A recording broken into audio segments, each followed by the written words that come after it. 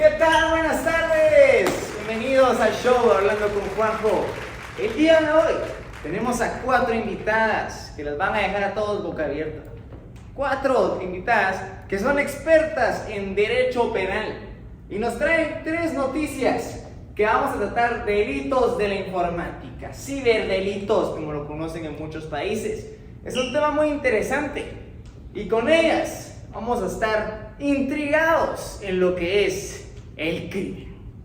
Denle un fuerte aplauso a nuestras 4 invitadas: Emilie Salker, Sofía Lazo, Nicole de Mate y Alejandra Miranda.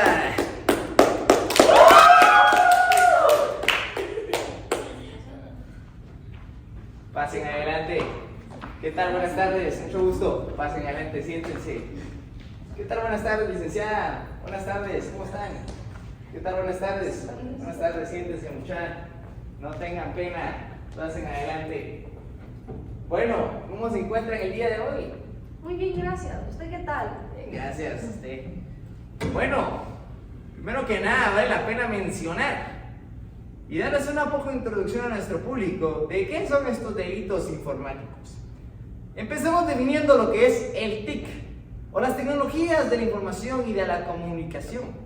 Es aquel conjunto de redes, aparatos y softwares que buscan mejorar la calidad de vida de la sociedad. Entonces, a la hora de que empecemos a hablar de delitos de la informática, vamos a hablar sobre este mundo del TIC, este mundo que involucra toda la tecnología y que incorpora todos los avances tecnológicos que se han hecho a lo largo de nuestra sociedad.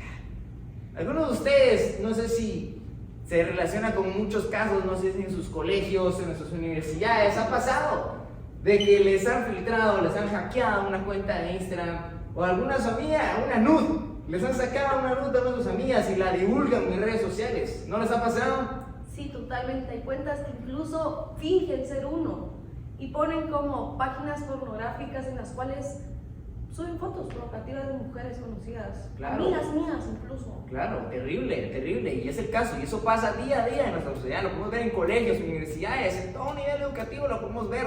Incluso del gobierno. Exacto, incluso en las celebridades. Entonces es algo muy importante que vamos a tratar el día de hoy. Pero antes de empezar, quisiera empezar informándoles o definiendo lo que es el derecho informático. Con la definición que me trajo el día de hoy la licenciada Alejandra Miranda, puedo decir lo siguiente: el derecho informático es aquel conjunto de leyes, normas, principios aplicables a los hechos y actos derivados de la informática. Ahora, ya tenemos la definición del TIC, o tenemos la definición de la informática, que tiene como característica ser un derecho moderno, evolucionante e influenciado por la innovación tecnológica. Vamos ahora viendo que tenemos un iPhone 11 y el otro día un iPhone 14. Es algo increíble cómo la tecnología evoluciona. Entonces, las licenciadas el día de hoy nos traen 3 casos que nos van a hablar sobre la realidad dentro de Guatemala, de cómo estos delitos se plasman dentro de nuestra sociedad. Primero tenemos a la licenciada Alejandra Miranda, que nos va a contar una noticia muy breve. La palabra es suya. Está bien. Yo les traje una noticia de prensa libre y es: la Fiscalía investiga la posible destrucción de registros informáticos en el RENAP. En resumen, la Fiscalía de la Propiedad Intelectual del Ministerio Público está investigando al personal del Departamento de Informática y Estadística del RENAP por los delitos de destrucción de registros informáticos y alteración de programas, ya que se presume que por el fallo en el sistema de registro civil de esta institución se pudo perder o destruir información civil de los guatemaltecos. La verdad, una noticia muy triste, porque nosotros ponemos como nuestra información al servicio de estas personas pensando que la van a conservar o que la van a dejar justo como está. Pero no, o sea, la verdad es que no tienen cuidado con esto, y para mí la pena de estos delitos, que es solo de 6 meses a 4 años y multa de 2,000 a 10,000 quetzales, es muy baja, porque están como que invadiendo la privacidad de la gente. Y bueno, el sujeto activo en este caso es el Departamento de Informática y Estadística del RENAP. El sujeto pasivo, todos los guatemaltecos que ahí dejan su información. El verbo rector de la norma es quien destruya o borre o de cualquier modo inutilice, altere o dañe registros informáticos. El bien jurídico tutelado es el desarrollo integral de la persona. El elemento objetivo es destruir la información. El subjetivo es el dolo, la conducta es de acción, el supuesto lógico es la existencia de registros informáticos. La pena es de prisión de 6 meses a 4 años y multa de 2.000 a 10.000 quetzales. Entonces la clasificación de la pena es menos grave y mixta. Sí, totalmente, es algo increíble. Y lo que sucede en nuestra sociedad es algo muy perverso. Y vemos que también existen delitos contra la intimidad. Y como lo podemos ver regulado en el artículo 217 del Código Penal o del 218-219, podemos ver cómo aquí se contemplan los actos que adjudican o van en contra de la información o del que incorpora la intimidad de una persona. Y estos son algunos de los artículos que evidencian cómo se sanciona, como bien dice la licenciada Miranda aquí, no de manera propia, o como se debería hacerlo en realidad. Bueno, ahora le dejamos el estrado, la palabra, a la licenciada Sáquer y a la licenciada Lazo, para que nos cuenten de qué trata la siguiente noticia. La palabra es suya. Muchísimas gracias, licenciado, por la palabra. Ahora les venimos a hablar de un tema que a nosotras nos causó mucho dilema. ¿Por qué? Porque es sobre el gobierno y los partidos políticos, quienes representan al pueblo, quienes están velando por nuestros derechos junto a nosotros. Entonces, la noticia consistía en que grupos, partidos políticos, usan bots para hacer información falsa en redes sociales como Twitter y Facebook, causando un desequilibrio en la democracia, porque meten odio y discursos de odio y hablaban acerca de información falsa, cosas que prometían cambiar cuando en realidad no. Y estos famosos bots son una inteligencia artificial que fingen ser humanos, pero en realidad no son. Entonces, estos pueden escribir la cantidad de veces que uno desea, cosas que uno desea, y las pueden poner en todas las redes sociales. Entonces ahora incluso nos hace dudar si lo que nuestros partidos políticos dicen es verdad, o siquiera si son ellos los que están ofreciendo todo aquello que dice Twitter y Facebook. Entonces sí nos causó un poco de dilema como tal. Sí. A continuación les voy a explicar los elementos del delito que se ve plasmado en esta noticia.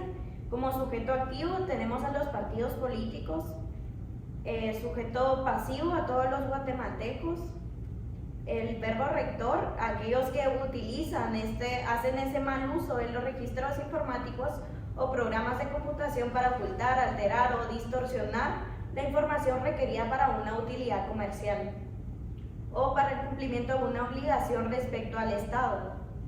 El bien jurídico tutelado es el desarrollo integral de la persona, el libre sufragio y la democracia. El elemento objetivo, manipular la información en redes sociales para alterar la democracia. El elemento subjetivo, el dolo, la conducta, sería pues de acción. El supuesto lógico, la existencia de estas redes sociales que puedan ser alterables, y la pena sería de 1 a 5 años y una multa de 500 a 3.000 quetzales. Y la clasificación de la pena pues es menos grave y mixta. Sí, también me gustaría contarles que más del 80% en países de Centroamérica utilizan bots.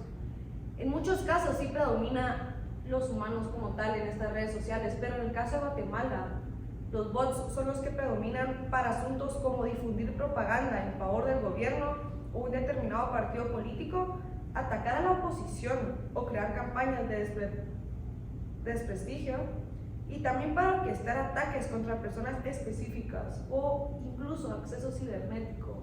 Claro, y bueno, ¿quién no le ha pasado? ¿Quién no ha visto una publicación en Instagram que tiene 1 millón de likes? Les apuesto que 30% de esos likes vienen de Pakistán o de un país donde utilizan estos bots. Y esto lo hemos clasificado y definido como un DDoS, que es un ataque por denegación de servicio. Se utilizan botnets, como lo llaman los expertos en esta área, para atacar los datos de información y para confundir al público. Bueno, y si nos vamos a la regulación del Código Penal que está vigente dentro de nuestro país, yo creo, no soy un experto en el área, pero podría llegar a la conclusión de que podemos encuadrar esta acción o esta noticia dentro del artículo 274E, donde vemos que hay una clara manipulación de información, o incluso en el 274F, donde hacen un mal uso de la información, y más en este caso, vemos que es un caso de políticos, en esta época que se viene época de elecciones. ¿Cómo sabemos qué encuesta es real? ¿Cómo sabemos quién tiene el voto popular dentro del país? No lo podemos saber. Como bien lo dice la licenciada Salke, estas informaciones, estos bots que utilizan los políticos nos confunden y causan caos dentro de la sociedad. Por último, tenemos a la licenciada de Mata, que nos hablará sobre la última noticia que tenemos el día de hoy. La palabra es suya.